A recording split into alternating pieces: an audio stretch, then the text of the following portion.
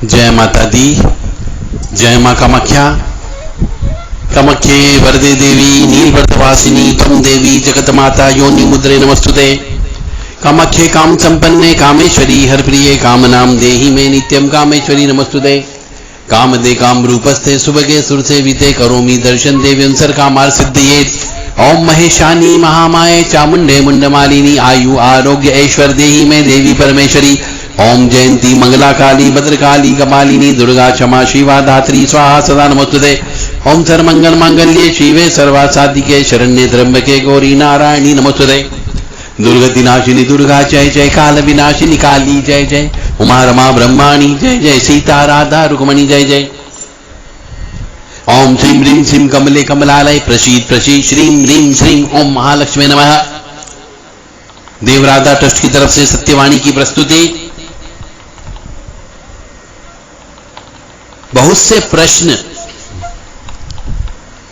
सनातन हिंदू के मन में रहते हैं कि ऐसा करेंगे तो ऐसा गलत तो नहीं हो जाएगा, क्या ये कर सकते हैं या नहीं कर सकते, क्योंकि बंदिशें बहुत ज्यादा है, बहुत ज्यादा प्रतिबंध है। ये त्योहार आए तो ये काम करना है या नहीं करना, अमावस्या आ गई तो सहवास करना है या नहीं करना है, त्योहार को किस प्रकार से मनाना है, त्योहार के दिन क्या चीज खाना चाहिए क्या चीज नहीं खाना चाहिए, बहुत सारे अनतिरिक्त प्रश्न हैं। तो इन सब प्रश्नों के लिए किसी दीक्षित शिक्षित गुरु के पास जाइए, किसी ब्राह्मण के पास जाइए जो ज्ञानवान हो, जिसका अनुभव हुआ जिंदगी का, जिसके बाल सफेद हो गए हों, ऐसे ब्राह्मण के पास जाकर के बैठें, उससे बातचीत करें तो वो आपको बताएगा कि कौन कौन से नियम होते हैं। और नियम का बंधन भी इसलिए किया गया है कि व्यक्ति अपने संयम में रहे। बहुत से प्रश्न मैं आपके सामने रख रहा हूं, जैसे श्राद्ध पक्ष आते से ही बहुत से मनुष्यों को अपने पूर्वज सपने में आने लगते हैं। श्राद्ध पक्ष में बहुत से मनुष्यों को जिनकी आत्मा कमजोर होती है, जिनके ऊपर पितृदोष होता है या जिनके ऊपर प्रेतों का साया होता है, उन मनुष्यों को अपने पुरखे मरे हुए मनुष्य, चाहे उसके अंदर पिता हो माता हो दादा हो दादी हो परदादा हो, वो सपने में आकर के दिखने लगते हैं। और कुछ कुछ लोग तो बात भी करते हैं। जब ऐसा होने लग जाए तो मान के चलो वो आपसे मुक्ति चाहते हैं। यदि किसी स्त्री को, किसी पुरुष को, किसी बच्चे को सपने में अपने मरे हुए परिवार के सदस्य दिखते हो, चाहे वो अगर स्त्री है विवाहिता है तो चाहे उसके माता पिता नजर आते हो या उसके दादा दादी नजर आते हो, विवाहिता स्त्री के भी, तो भी वो इससे मुक्ति चाहते हैं, इसलिए इसको नजर आते हैं। और कुछ जिस कुल में उसका हस्तांतरण हो चुका, विवाह हो चुका, उस कुल के भी मनुष्य, जो मरे हुए मनुष्य वो नजर आते हैं। जिनकी मुक्ति नहीं होती है, जो भटकते हैं, वो सपने में आते हैं। और सपने में आने का मतलब हो गया, जिसको सपने में आते हैं उसकी प्रगति को रोकते हैं वो, क्योंकि उसकी मुक्ति चाहते हैं वो कि हमें इस प्रेत योनि से मुक्ति दिला। तो श्राद्ध पक्ष में सपने में मरे हुए व्यक्ति दिखना अच्छा नहीं माना जाता है। यदि किसी मनुष्य को श्राद्ध पक्ष में सपने में मरा हुआ ब्राह्मण नजर आ जाए तो मान के चले पितृ बहुत ज्यादा नाराज हैं, कोई न कोई ब्रह्म हत्या का पाप लगने वाला है। उस मनुष्य को जिसको ब्राह्मण मरा हुआ दिखा, तुरंत उसको श्रीमद् भागवत कथा कराना चाहिए, अन्यथा भयंकर अनिष्ट होने की संभावना है। और किसी किसी मनुष्य को श्राद्ध पक्ष जैसे आया वैसे ही कोई अपने घर वाली मरी हुई नजर आती है, जिंदा है परंतु सपने में मर जाती है, जली हुई नजर आती है, सिर कटी हुई नजर आती है, तो इसका मतलब समझ जाओ कि पितृ आपके नाराज हैं, पत्नी के ऊपर अटैक होने वाला है, पत्नी बीमार पड़ने वाली है, पत्नी मरने वाली है, इसका यह इंडिकेशन होता है। अब आप कहोगे मैं डरा रहा हूं आपको, पर मैं डरा नहीं रहा हूं, मैं सपने का अर्थ बता रहा हूं।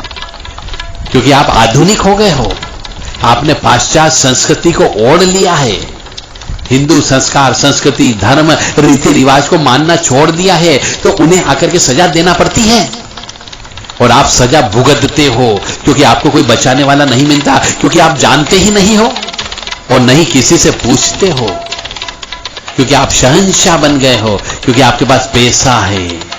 पैसे से सुख नहीं खरीदा जा सकता, पैसे से शांति नहीं खरीदी जा सकती, पैसे से आनंद नहीं खरीद सकते। पैसा तो होगा परंतु आपके पास परिवार, बच्चे नहीं होंगे। आप हॉस्पिटलों में चक्कर लगाते रहोगे, हो सकता है पत्नी आपकी मर जाए, हो सकता है पति मर जाए, पैसा धरा का धरा रह जाएगा, किसी काम नहीं आएगा। इसलिए यदि किसी मनुष्य को, परिवार के किसी सदस्य को यदि ऐसे मरे हुए व्यक्ति नजर आते हो, विशेष तौर से श्राद्ध पक्ष में, तो तुरंत पितृदोष की शांति कराएं और उसके लिए श्रीमद् भागवत कथा, जो कि शास्त्रानुसार सावन, भादो, क्वार, कार्तिक के महीने में की जाती है। ये 4 महीने में यदि भागवत जी की जाती हो तो पितरों को निश्चित तौर से मुक्ति और मोक्ष मिलता है, उनका नया जन्म हो जाता है।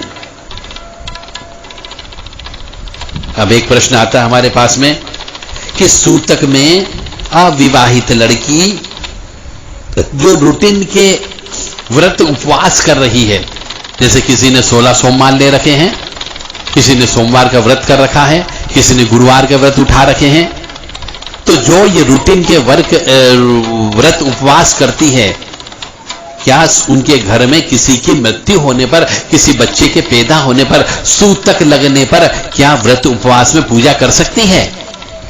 नहीं, चाहे वह विवाहित कन्या हो या अविवाहित कन्या हो। जो व्रत उनने उठा रखे हैं उनमें सिर्फ व्रत करना है, पूजन अर्चन पाठ नहीं करना है, घी का दीपक नहीं लगाना है, तेल का दीपक नहीं लगाना है, अगरबत्ती नहीं लगाना है, भगवान को नहीं छूना है। आप व्रत उपास तो करिए परंतु पूजन अर्चन नहीं कर सकते, और यदि आप पूजन करते हो तो आपको कष्ट की प्राप्ति अवश्य होगी। अब अगला प्रश्न आता है कि क्या सूतक काल में माला जप कर सकते हैं? साधारण सी बात है, सूतक अवस्था में माला जप किया जा सकता है, ईश्वर का नाम लिया जा सकता है। ईश्वर का नाम 24 घंटे लेते रहना चाहिए, चाहे सूतक हो, पातक हो, मरे हो, गड़े हो, शमशान में हो, डेड बॉडी को हाथ लगाते हुए भी आप भगवान का नाम ले सकते हो, वो कभी भी अपवित्र नहीं होता है। और ऐसे भी आप भगवान का नाम जो लेते हो वो आत्मा से लेना चाहिए, दिल से लेना चाहिए, और आत्मा हमेशा पवित्र होती है, दिल हमेशा पवित्र होता है, पेट और उसके नीचे का भाग अपवित्र होता है। तो सूतक अवस्था में माला जप कर सकते हैं, माला को हाथ लगा सकते हो, पर दीपक प्रज्वलित नहीं कर सकते, ईश्वर की मूर्तियों को हाथ नहीं लगा सकते।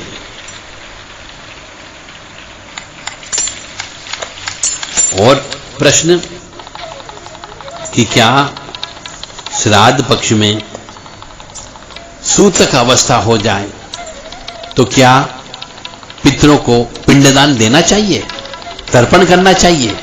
नहीं। यदि कोई मनुष्य, किसी परिवार में किसी की मृत्यु हो जाती है,